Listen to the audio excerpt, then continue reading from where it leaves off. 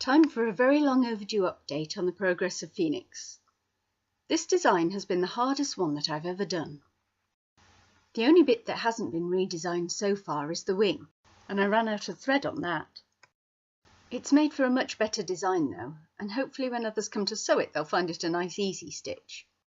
At the end of the last video, I had just reached a stage where I was happy with the design of the upper tail. It took me ages to finish sewing as I kept making mistakes in counting. Turns out my eyesight isn't what it was. Anyway, after unpicking the same area 5 times, I hit upon a way to make life easier. I sewed the outer couching lines with a white machine sewing thread.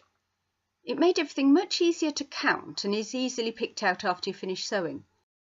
It might seem like a bit of a faff, but in the long term it saved me so much time and frustration. I'm now using the same idea on the lower tail. It took me a while to work out that I only needed to do a running stitch though, not a back stitch. The lower tail has been the hardest part to design so far.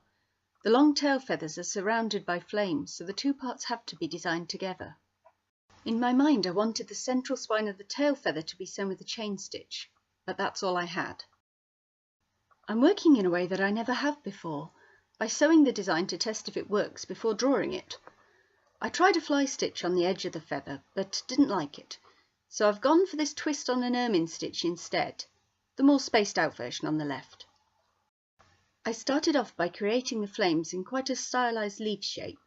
My idea was to do the lower flames in detailed, more intense stitches, getting more open and minimal as they got further away from the central heat source. My partner took one look at it and commented that the flames all looked too regular, being the same basic shape. I changed the design by feathering some of the shapes, but that really didn't work, so I've gone for a much more natural flame shape. I decided to try a satin stitch for the flame, which is a bit more intense than I'd originally planned, but I think I like it.